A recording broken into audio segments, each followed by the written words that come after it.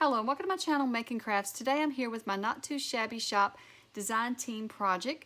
And this month I've been using My Favorite Things Pure Poppies stamp set. And this stamp set can be found in the Not Too Shabby Shop, and I will link to all of that below. So today I'm going to show you how I created 2 cards using this stamp set. And for this project today, I am creating these 2 cards. And as you can see, I've used a watercolor technique without really having to know how to watercolor or paint. And I like this technique, and I like when you add the flowers to the card, they are raised up just a bit. And I use the same technique, but as you can see, it looks a bit different.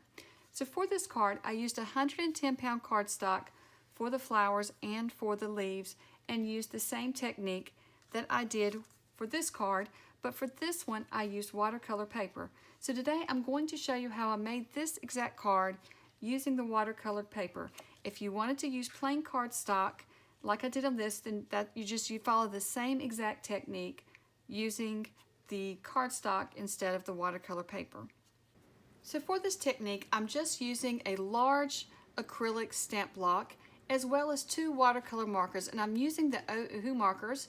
And what I've done is I've chosen 2 colors, a lighter red and then a darker red. So I'm starting out with my light red, and I'm just adding it to the stamp block, and then I am spraying some water on top of that, and I want to get it really good and wet so that the watercolor paper will soak up this color. And I've just cut down a piece of watercolor paper to fit the stamp block. Now this can get messy because the color can ooze over the sides of your cardstock. So I do have a rag handy to wipe over it and kind of keep my space clean. So when you pull it up, you will see that you have some runs, and that's great. I love the different colors. I like adding the colors together and the runs, because you're getting more texture and more color to your paper. I'm just going to come in with my heat tool and dry the paper. So I want to get this paper fairly dry before I move on to my next color, because I really don't want them to blend. I kind of want my darker color to stand on top of the lighter color so you can see some color variation. So now I'm coming in with my darker red.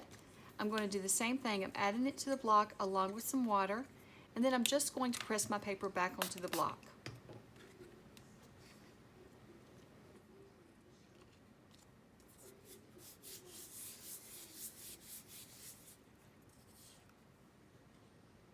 It's hard to see at this point how it's going to look on the flower, but you want to be seeing the different color variations and the streaks and the different colors in it. So then I want to come in with my heat tool and dry the paper completely, because now we're going to start stamping it. So you want to be sure that the paper is thoroughly dry before you stamp it.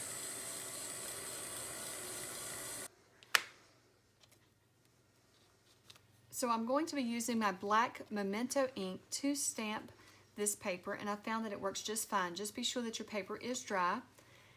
And so I just position my flowers onto the paper so that I can get the most out of this ink. So position your flower heads in the right places. You can get quite a few little flowers out of this one little piece of paper. And you don't need to worry about getting the stems or anything else. You just want the tops of the flowers.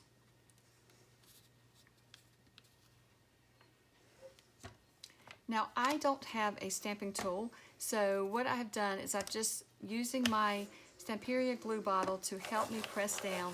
And you do want something to help you press with this paper, because the watercolor paper does have texture, and so I find that it's a little harder to get a good impression. It will take a couple of times of inking and stamping. So now I'm just going to flip it over, and I'm going to add some more flowers to it till I get as many as I can out of the paper. So once you have those done, just fussy cut those flower heads out, and then it's time to create your card. So I'm just coming in with 2 of the flowers from the stamp set to create my card. And for this one, I'm also adding the little bee from the Not Too Shabby Shop stamp set, and this is the Be Happy stamp set, and it is the one that came in this month's box of the month. I've also added a sentiment from Honeybee Birthday Wishes stamp set. And so I'm just going to stamp all of this onto my card front. I'm using my alcohol markers to color in the stems on the flowers. And then I'm coming back with the flowers and just matching them up with the flower that I stamped. So this technique is fairly easy. So now all you have to do is add the flowers to the card and you have your card front done. So now I did just add glue and attach mine flat to the card because I thought that the watercolor paper was thick enough that that was enough dimension for me. But you could pop them up if you wanted to. You wouldn't have to glue it completely flat. I am coming back and coloring in the wings of the bee as well as his little body just to add a little color to him.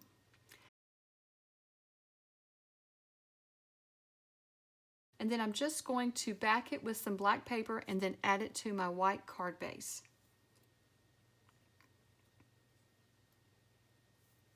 So here are the two completed cards. And like I said at the beginning, I used the exact same technique on this card as I did this one, just different paper. So if you don't have any watercolor paper, you can still do this technique. It just looks a little bit different with the cardstock since the watercolor paper will soak up the moisture better. And that's how you get that more variation watercolor look.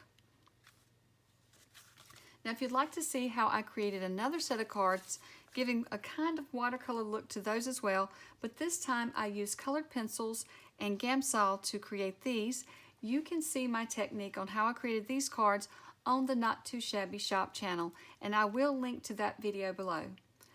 Well, I hope that you have enjoyed watching me create these cards, and hopefully I have inspired you to give it a try and give this technique a try.